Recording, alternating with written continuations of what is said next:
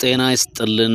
ጁን 27 1976 ንብረትነቱ የፈረንሳይ አውሮፕላን የሆነ 248 ሳፋሪዎችን አብዛኞቹ እስራኤላዊ የሆኑና 12 የበረራ አስተባባሪዎችን ይዞ ወደ ፈረንሳይ ፓሪስ በመብረር ላይ ሳለም በአራት ፍልስጤማውያን ታገተ።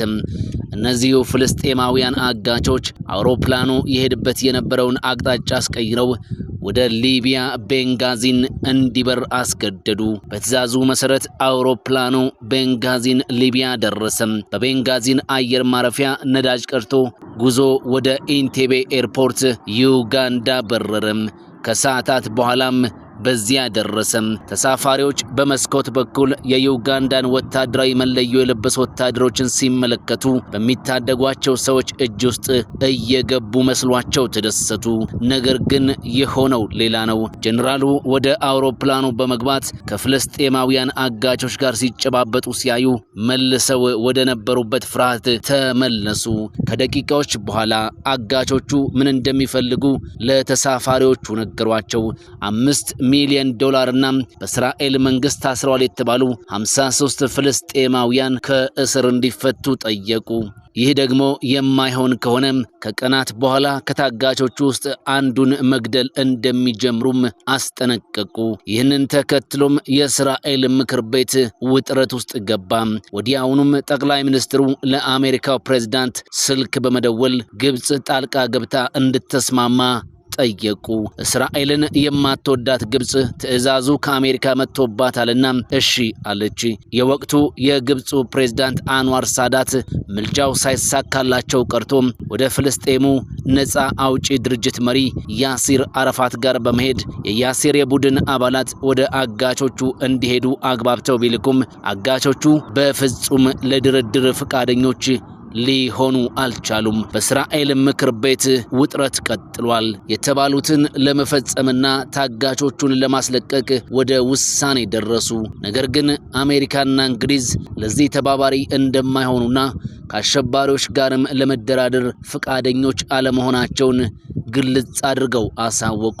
የተቀመጠው ጊዜ እየሄደ በመሆኑ እስራኤል ከአሸባሪዎቹ ጋር አንድ ሳምንት ጊዜ እንዲሰጣት ተነጋገረች። በዚህ መሃል የዩጋንዳው ማዕረገ ብዙ ፕሬዝዳንት ኢዲ አሚን ዳዳ አሸማጋይ ሆነው ብቅ አሉ። እስራኤል ፍልስጤማውያን እስረኞችን ለመልቀቅ ማሰቧን ሲሰሙ ከታጋቾቹ ውስጥ አይሁዲ ያልሆኑ 48 ታጋቾች ተለቀቁ።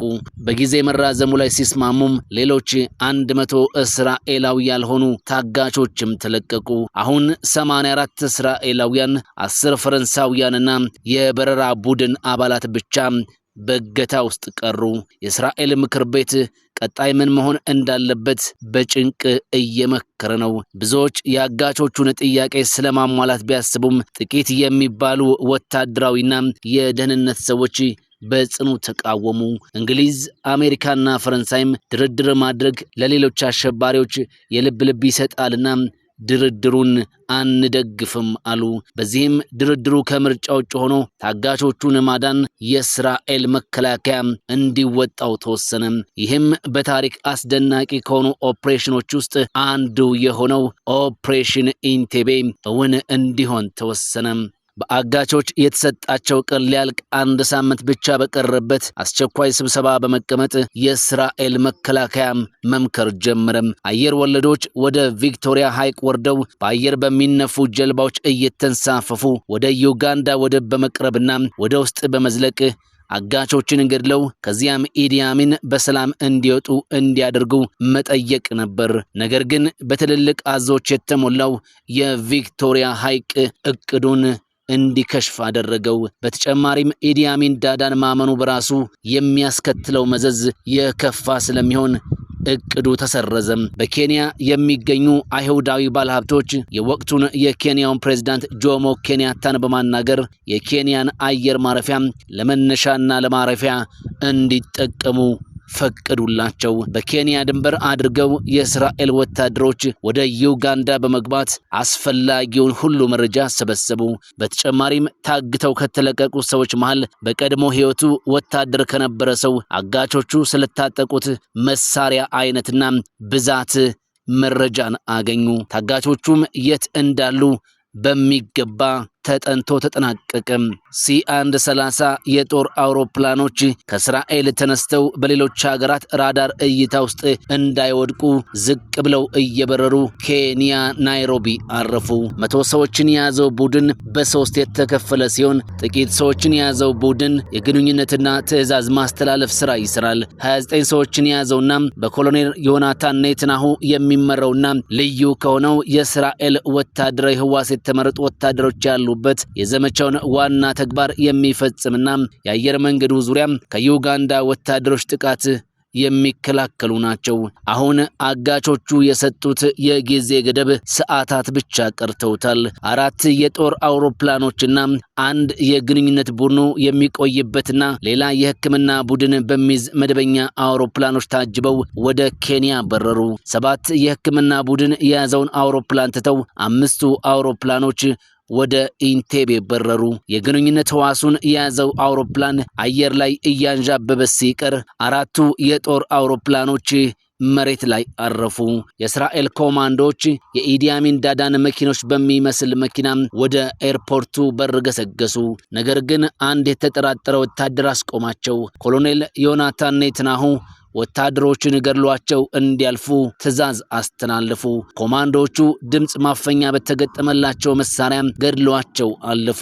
የተኩስ ድምጽ የሰሙት የዩጋንዳ ወታደሮችን የጫኑ ተሽከርካሪዎች የእስራኤል ኮማንዶዎች ወዳሉበት አቅጣጫ እየገሰገሱ መጡ። ሁኔታው እንዲህ እንዳለም ከእስራኤላውያኑ አውሮፕላኖች 2 ከባድ መድፍ የታጠቁ የጦር ሜዳ ተሽከርካሪዎች በመውጣት አንዱ ወደ ግቢ በመሄድ ማንም ጥቃት አድራሽ እንዳይገባ ሲጠብቅ፣ ሌላኛው በፍጥነት የጦር ተዋጊ ጀቶች ወደ ቆሙበት ቦታ በመሄድ የዩጋንዳን ሚግ ጀቶች አነደዷቸው።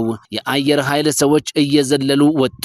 ምንም ማድረግ አልቻሉም። 11 የጦር ጀቶች አይናቸው እያየም ነደደባቸው። የእስራኤል አውሮፕላኖች ነዳጅ እየሞሉ ሳለም ከአየር መንገዱ መቆጣጠሪያ ማማ ላይ የመሸጉ የዩጋንዳ ወታደሮች ወደ እስራኤል ኮማንዶች መተኮስ ጀመሩ።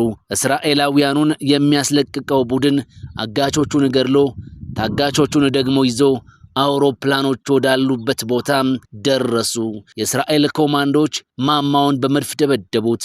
ነገር ግን ተኩሱ ሊቆም አልቻለም። 5 ሰዎቻቸው ቆስለው ኮሎኔል ዮናታን ኔትናሁም ተገደለም። በመጨረሻም በላውንቸር ማማውን ሲመቱት ተኩሱ ጸጥ አለ። ወዲያውንም ኮማንዶቹ የተጎዱ ሰዎቻቸውን ይዘው ከኢንቴቤ ወጡ። አጠቃላይ ኦፕሬሽኑ የፈጀው 53 ደቂቃ ሲሆን የተኩስ ልውውጡ ግን ለ30 ደቂቃ ብቻ የቆየ ነበር። 7 አጋቾች፣ 45 የዩጋንዳውያን ወታደሮች፣ 11 የዩጋንዳ ሚግ የጦር ጀቶች የእስራኤል ኮማንዶ ሰለባ ሆኑ። እስራኤል ደግሞ 3 ታጋቾች ሞተው 10 ታጋቾች ደግሞ ከፍተኛ ጉዳት ደረሰባቸው። ኦፕሬሽን ኢንቴቤ